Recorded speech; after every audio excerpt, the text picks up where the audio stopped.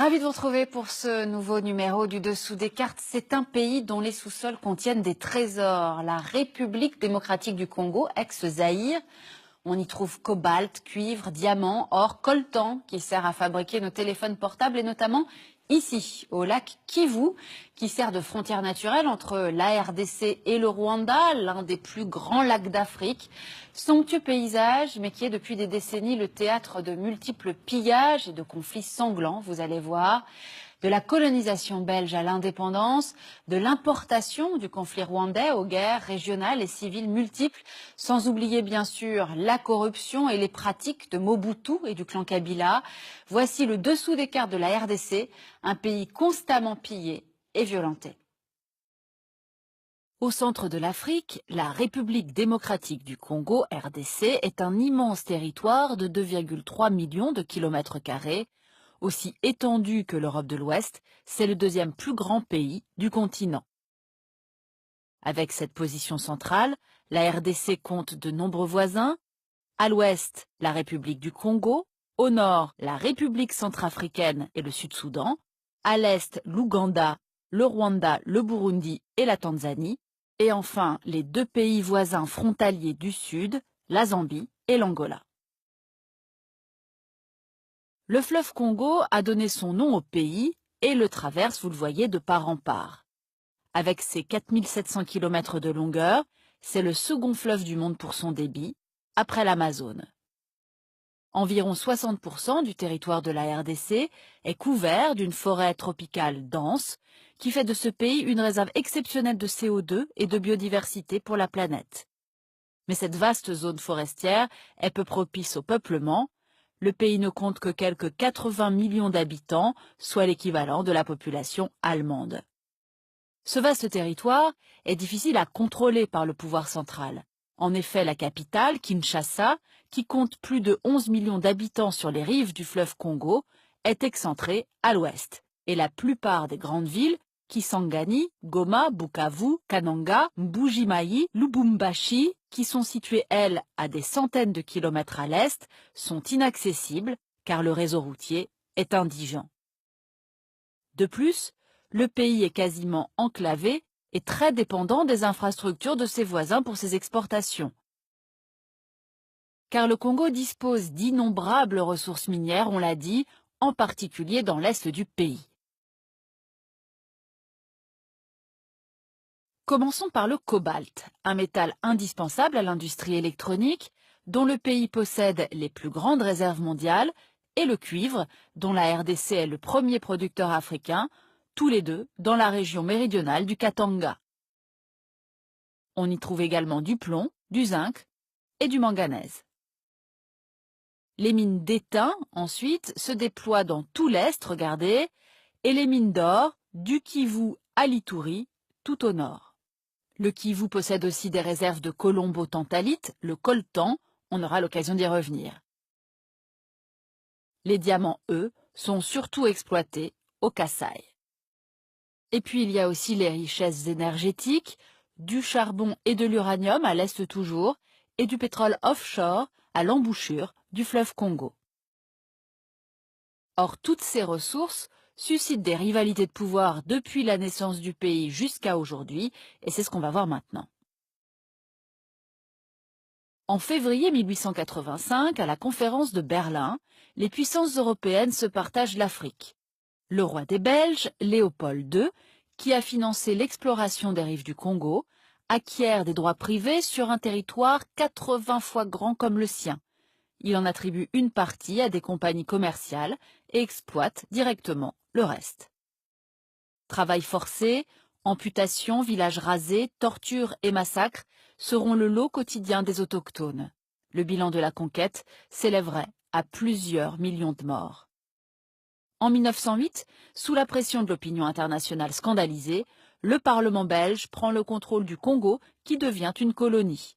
L'exploitation industrielle à grande échelle démarre, l'union minière du Haut-Katanga, véritable État dans l'État, contrôle les mines de cuivre. En 1960, le Congo accède à l'indépendance, comme nombre de colonies africaines. Le Premier ministre nationaliste, Patrice Lumumba, défend la souveraineté politique et économique de son pays. Mais la Belgique n'est pas prête à renoncer ni à son influence, ni à ses intérêts économiques. Elle soutient donc la sécession du riche Katanga, puis le coup d'État du colonel Joseph Mobutu, fomenté en pleine guerre froide avec l'aide de la CIA. Démis puis emprisonné, Lumumba est finalement assassiné en janvier 1961. Commence alors le règne de Mobutu Sese Seko sur le pays, plus tard rebaptisé Zaïre. Il va durer 32 ans de prédation et de pouvoir absolu.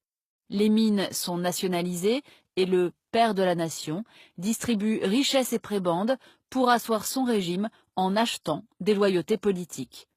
L'alliance avec la Belgique, la France et les États-Unis, parrain du général dictateur, ne s'achèvera qu'avec la fin de la guerre froide, au début des années 1990.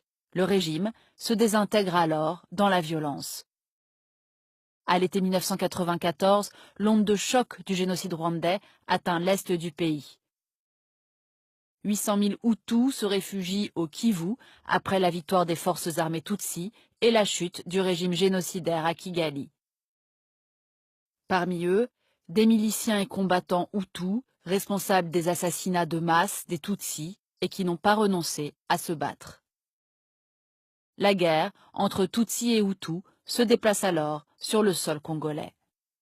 En 1996, le Rwanda, le Burundi et l'Ouganda soutiennent une coalition rebelle contre Mobutu.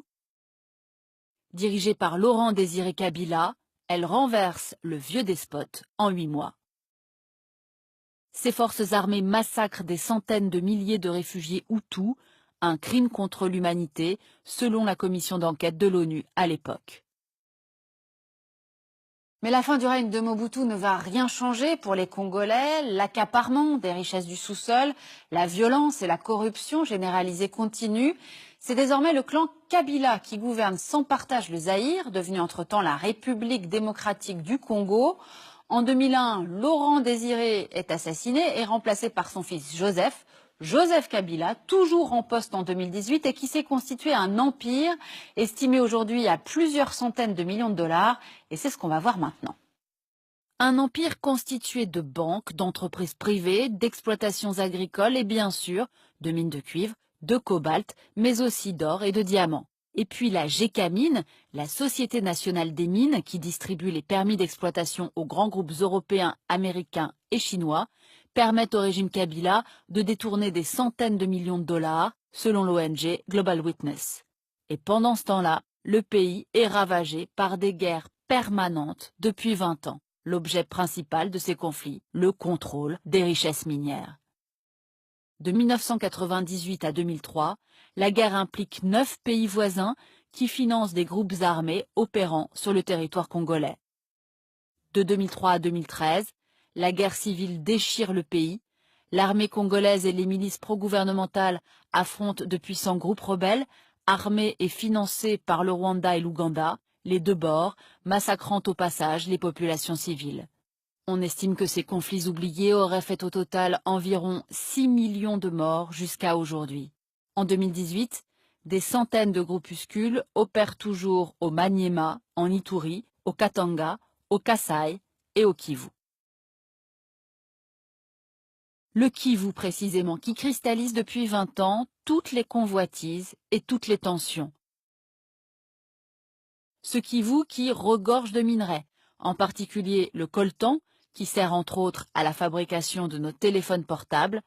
80% des réserves mondiales sont situées sur ce territoire. Le Rwanda, en armant des combattants pour contrôler et exploiter ces mines, a pu engranger les recettes d'exportation du précieux minerai de son voisin pendant de nombreuses années. Le déploiement de 18 000 casques bleus de l'ONU en RDC, sa plus importante mission de maintien de la paix dans le monde, n'a pu empêcher ni la prédation, ni les innombrables exactions contre les civils, en particulier le viol, une arme de guerre et de terreur. Résultat, une immense majorité de Congolais n'a jamais profité de ces richesses. Le pays est tout en bas de l'échelle mondiale pour son indice de développement humain, 176e rang sur 188 en 2016. Pire, La stratégie du chaos a plongé le Congo dans une grave crise humanitaire en 2018. Regardez, voici les régions au sud et l'est menacées par la malnutrition sévère, en particulier celle des enfants. Fuyant les groupes armés, la famine et aussi une nouvelle épidémie d'Ebola, 4,5 millions d'habitants ont quitté leur toit et 800 000 Congolais ont fui vers les pays voisins. On l'aura compris, de l'époque coloniale à nos jours, l'histoire congolaise est d'abord celle d'un grand pillage et d'une superposition de conflits meurtriers dont se désintéressent généralement la plupart des médias internationaux. On trouve malgré tout régulièrement quelques brèves sur l'accablant feuilleton des prochaines élections en RDC. Elles devaient initialement avoir lieu avant la fin 2016, date de la fin du mandat de Joseph Kabila, puis reportée fin 2018. Enfin, signalons quand même la remise du prix Nobel de la paix 2018 à Denis Mukwege, ce médecin congolais qui répare les corps de ces femmes victimes de violences sexuelles dans les conflits de la région. Pour aller plus loin, édité par la revue Cahiers africains, 7 ouvrages qui offrent une sélection de textes scientifiques sur la RDC, mais également sur le Burundi, le Rwanda et l'Ouganda. Ainsi s'achève ce nouveau numéro du Dessous des cartes. Rendez-vous bien sûr la semaine prochaine, même endroit, même heure. Et d'ici là, n'oubliez pas notre site internet arte.tv. À bientôt.